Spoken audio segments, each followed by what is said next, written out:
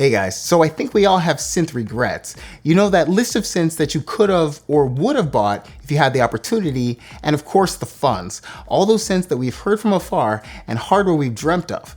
Anyways, without any further ado, here are my top 3 synths that never quite happened for me. Starting off, probably my most coveted synth, the Waldorf Microwave XT. This is the keyboard version of the Microwave XT. Look at this thing. It's colorful, versatile, 44 rotary, knobtacular, pose value is so freaking high, masterpiece. Wavetable synthesis, FM synthesis, 10 voice polyphony standard that can be expanded up to 30 voices. And to top it off, my favorite 49 note keybed with aftertouch. Mwah! These things still go for around $2,000 secondhand. It's rare, but I want one. I can't lie, maybe it's just because it matches one of my favorite desserts. But heck, I can rationalize buying any synth if I tried.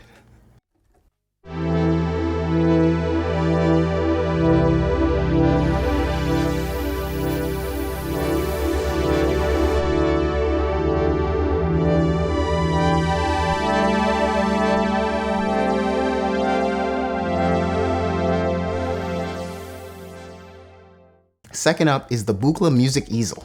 Okay, so long story short, when I first thought about getting into modular synthesis, I looked on Google and I typed in modular synths, and the only things that came up were Moog and Buchla.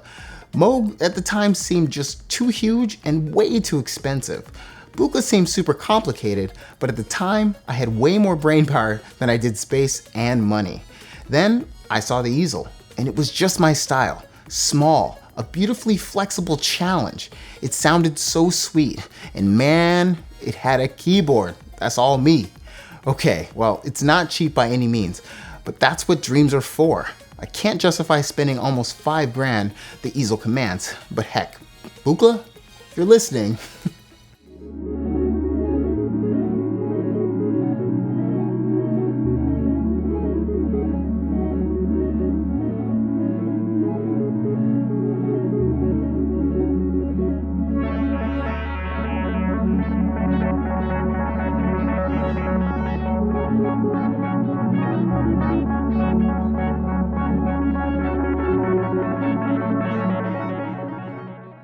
lastly, the Dave Smith Instruments OB6.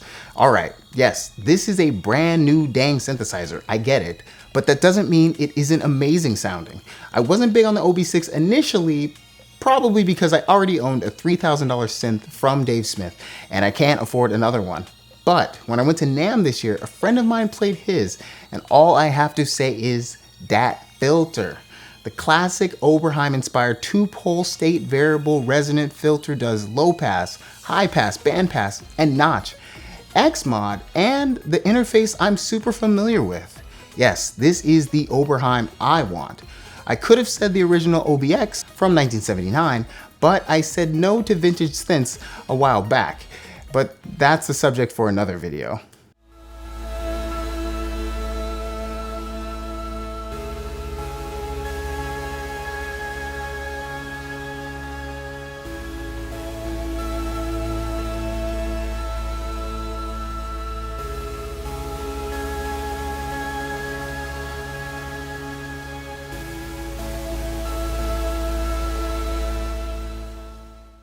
Well guys, that does it for my list, but I'd like to know your 3 synths that you could have owned but never did, or the 3 synths that you really want, even if you may never get them in your collection.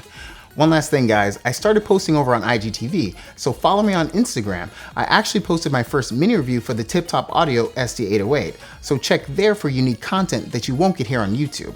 Anyways, remember to like and subscribe here. Thanks again for watching guys, and I'll see you in the next one.